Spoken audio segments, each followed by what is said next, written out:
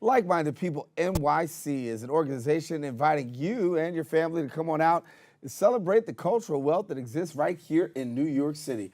And here to share with us a little bit more are the co-founder of Like Minded People NYC, Christian Koumtog and Shah Saint-Cyr. We thank you so much for coming and being with us again. Thank you for having us. Good to have you again. Anytime we bring you back, that means good things are happening. So good to have you back. Thank you, sir. Thank you. It's always a blessing to be given an opportunity to speak with the community, and this is what Like Minded is all about: reaching out to New Yorkers and making sure that we understand the importance of building a sustainable community, and this is exactly what we do. We think of initiatives and events that will bring different cultures together. We do art exhibitions. We do actually right here in the Bronx at Mulally Park, we have a soccer tournament once a year that involves not only Africans but Caribbeans and South Americans. We love soccer, so why not have an event and not just play but exchange and keep in touch and see how we could build upon those type of interaction. And our latest event, which is the Aquaba Picnic. And that's coming up on Saturday, October 13th. Yes, it is. This is an opportunity for not just waving at your neighbor, but coming out and actually having a plate from their country. So you get an opportunity to taste and mingle and learn about the ethnicities that we rarely get to commingle with in New York City, except for perhaps riding on the train. And so this picnic is taking place Saturday, October 13th. I want you to come on out. It's Commodore Perry Park, and that's where the event's going to be taking place. And as you said, when you get a chance to infuse culture, you know, there's so many different cultures across New York City, so many different people that you have an opportunity to meet. What's the conversation like? What's the interaction like, given the fact that you have this great infusion of various cultures right here in our borough? It's pretty interesting that we say that, because typically people go straight to current events, what's happening in the United States, what's going on the news, and that is very important, but we never really get an insight as to what's going on in other people's countries. I mean, there are zip codes in New York City that actually have every nationality in the world. And you don't really get an opportunity to do that, so we're trying to provide that platform. We try to take it to the next level, like even us being co-founders. He's Haitian American. I'm from the Republic of Chad. You know, I'll ask you, how many people do you know from Chad? One. And what's funny is we have a large Chadian, people from Chad are called Chadian, community in the Bronx and Left Rock City. So it's, again, this concept that this is the most diverse city ever. And what's interesting is we were invited to, Gracie mentioned last week, the mayor of New York had a African heritage event Gracie mentioned, and to celebrate the African culture. And he sees the importance of diversity, and he also sees the importance and the impact Africans have. And that can apply to any community. You know, I come from Chad. I've been here for 17 years. I came here when I was 17. You know, that was 2 years ago. And You're doing a lot of good work in 2 years, man. But really pushing people to understand that we are, first of all, humans. You know, it's not our choice. I was born in Chad. You were born here. Now that we are here in New York, take the time to see what else is out there, you know, pushing people to think outside the box, outside of your community. You will never know what great things may happen, and that's also the power of networking. Right. I mean, we got millions of people here in New York City, of course. You know, in the Bronx alone, 2.4 million people right here. We know about Brooklyn. But when you talk about it, there's a great amount of diversity, but there's also a great amount of segregation. But I want to ask you this question about cultural wealth, because that's a word that comes up. So when we talk about cultural wealth, what does that mean to you?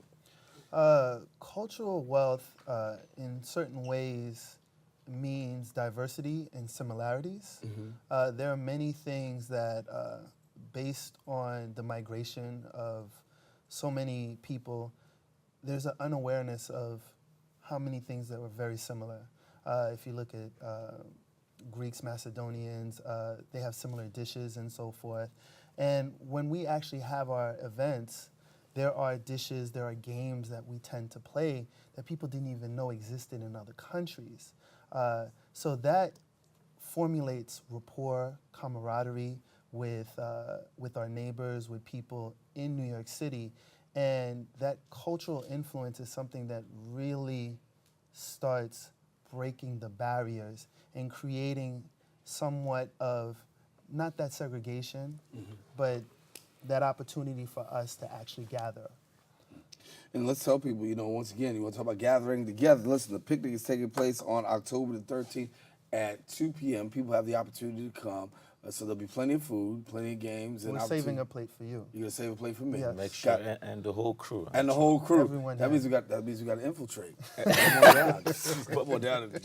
I want to really add that one thing that's really funny also by being New Yorkers that we are trying to push is, we live in Brooklyn, but trust us, if there is anything that will change our life or anything amazing happening in the Bronx, we will come to the Bronx to enjoy the event, whatever is happening, we'll be there. And that's one thing that I've noticed. New Yorkers, I'm from Brooklyn. I don't do the Bronx. Yeah. I don't do Harlem. And We stay to our own borough. exactly. And this is one thing besides just pushing the love of other culture, the love of other borough. We try to do events everywhere. We do.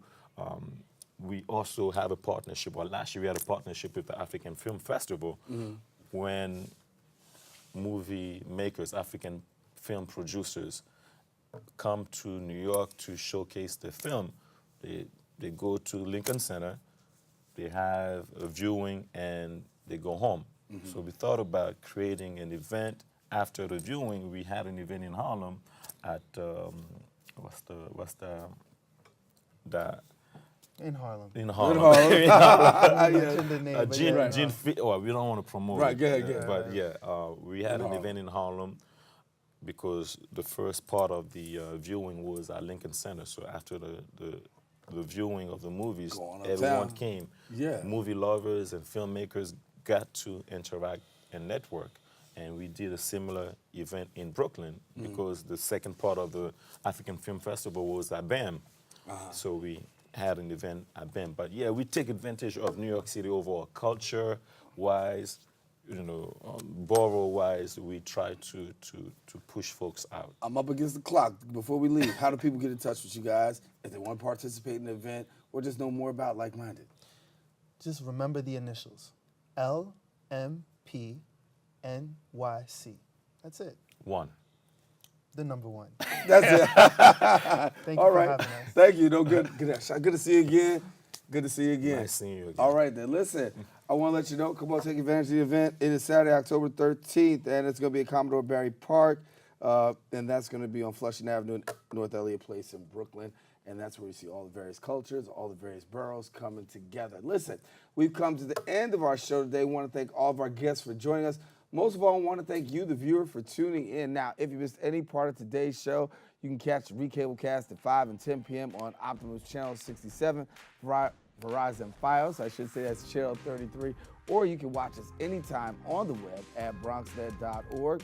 Giving a big shout out to all of our viewers and watchers, particularly my sister, I know who's watching right now. Listen, watching MNN, and we want to give a shout out to all those on the MNN network who's also watching us as well. For all of us here on the Set of Open, I'm Daren Jaime saying take care, God bless, and remember, pink is for Breast Cancer Awareness Month. So please remember those who've been affected by breast cancer awareness to do your best to spread the word.